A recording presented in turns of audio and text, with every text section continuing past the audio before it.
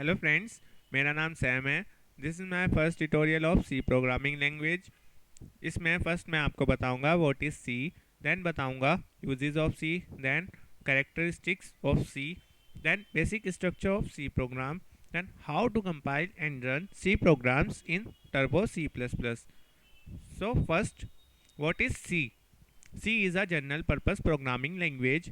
सी एक general purpose programming language है जिसमें हम डिफरेंट टाइप्स के और वैरायटी के प्रोग्राम्स बना सकते हैं। C is a structural programming language. C एक स्ट्रक्चरल प्रोग्रामिंग लैंग्वेज है। इसमें हम अपने प्रोग्राम्स के छोटे छोटे पार्ट्स में और ब्लॉक्स में डिवाइड कर देते हैं जिनको हम ईजिली मॉडिफाई और अंडरस्टैंड कर सकते हैं।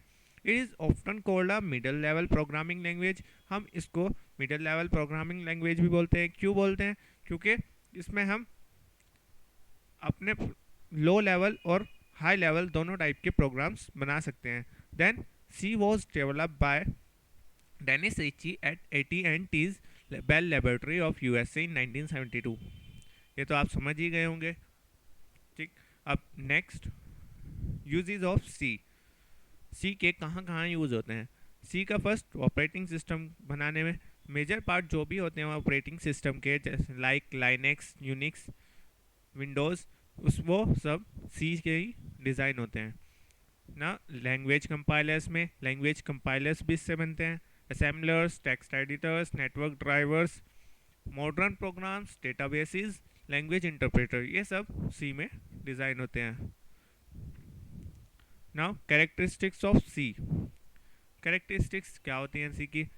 सी की इजी टू लर्न, इसे याद करना आसान है। स्ट्रक्चर्ड लैंग्वेज, ये मैं बता ही चुका हूँ, इसके हम छोटे छोटे पार्ट्स में डिवाइड कर देते हैं जिससे इसे ईजिली अंडरस्टैंड और मॉडिफाई कर सकते हैं। रोबस्ट प्रोग्रामिंग, इसके प्रोग्राम बहुत पावरफुल और फास्टली रन होते हैं। It can handle low level activities, ये क्योंकि मिडल लेवल लैंग्वेज है तो ये लो लेवल एक्टिविटीज़ को भी हैंडल करती है। पोर्टेबिलिटी, इसके प्रोग्राम्स हम किसी भी मशीन में रन कर सकते हैं। कभी कभी उसके लिए हमें छोटी चेंजेस की ज़रूरत पड़ती है और कभी कभी नहीं भी पड़ती।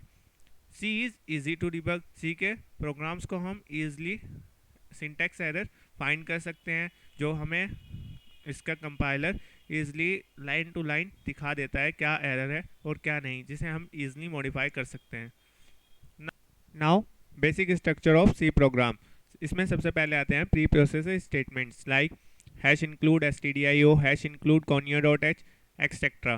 देन हमारे आते हैं ग्लोबल डिक्लेरेशंस। तो भी डिक्लेरेशन फंक्शंस के बाहर होते हैं उन्हें हम ग्लोबल डिक्लेरेशंस कहते हैं। उसके बाद हमारा आता है मेन फंक्शन, जिसके भी आगे आपको ये दो ब्रैकेट दिखाई देंगे जैसे मेन के आगे दिख रहे हैं, उसको हम कहते हैं फंक्शन। और इसकी एक डेफिनेशन होती है जैसे आपको दिखाई दे रहा है। जो भी डेफिनेशन होती है वो इन ब्रैकेट्स के अंदर होती है, ब्रेसेस जैसे आपको दिखाई दे रहे हैं। जो फर्स्ट ब्रेसेस हैं उसको कहते हैं हम starting braces, start function, sorry, वो फंक्शन का स्टार्ट होता है। देन जो क्लोजिंग ब्रैकेट दिखाई दे रहा है स्टेटमेंट्स के बाद आपको, उसको कहते हैं हम एंड फंक्शन, फंक्शन का ख़त्म, मतलब फंक्शन वहाँ ख़त्म हो, हमारा वहाँ फंक्शन ख़त्म हो जाता है। मेन फंक्शन जो है वो हर प्रोग्राम में हमारे सी में होता है। जिसमें हमारा मेन फंक्शन नहीं होगा वो प्रोग्राम हमारा रन नहीं होगा, क्योंकि हमारी एग्जीक्यूशन जो होती है प्रोग्राम की वो मेन फंक्शन से स्टार्ट होती है।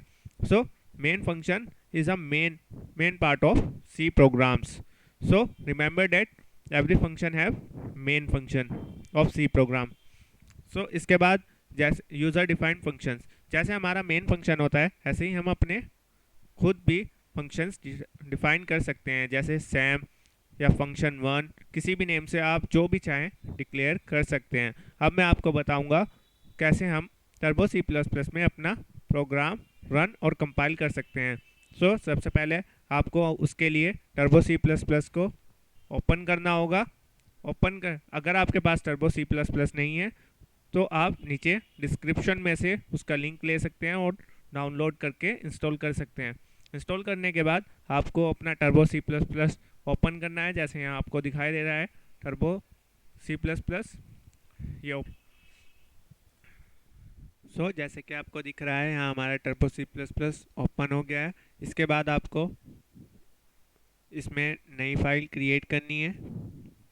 देन आपको अपना फर्स्ट प्रोग्राम लिखना है। मैं अपना फर्स्ट प्रोग्राम लिख रहा हूँ।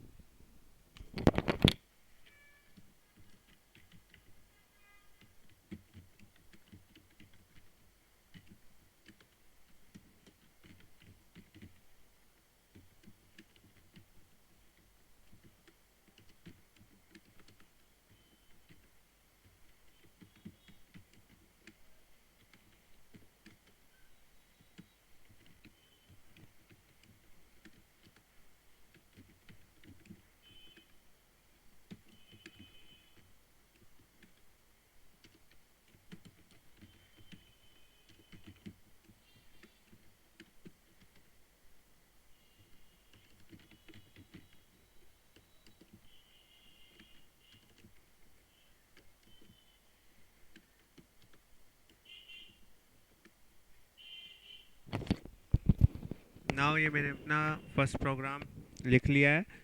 अब इसमें आपको फर्स्ट जो लाइन दिखाई दे रही है, हैश इंक्लूड stdio.h, इसमें फर्स्ट हैश जो है वो प्री प्रोसेसर है।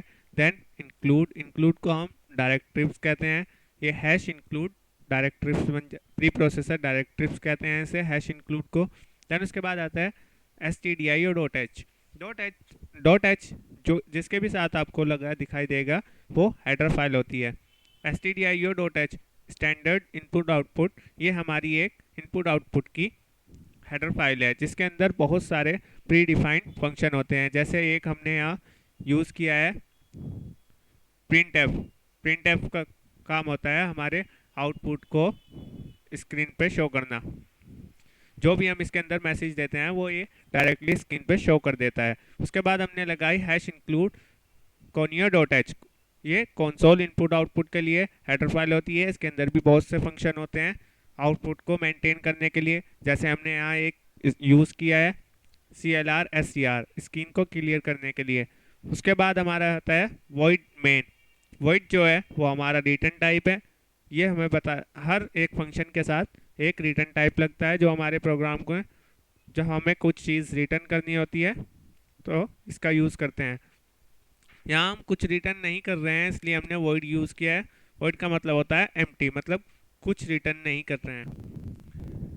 देन मेन फंक्शन की डेफिनेशन के अंदर हमने कुछ डिक्लेरेशंस नहीं लिए हैं, सिर्फ स्टेटमेंट्स लिखे हैं। तो फर्स्ट स्टेटमेंट है फर्स्ट CLR SCR, ये एक फंक्शन है जिसको काम होता है हमारी स्क्रीन को क्लियर करना। उसके बाद होता है हमारे प्रिंट एफ का काम मैंने अभी आपको बताया ही है। जो भी इसके अंदर होता है उसको उस मैसेज को स्क्रीन पे प्रिंट करवाना। हम प्रिंट एफ एक से ज़्यादा भी यूज़ कर सकते हैं।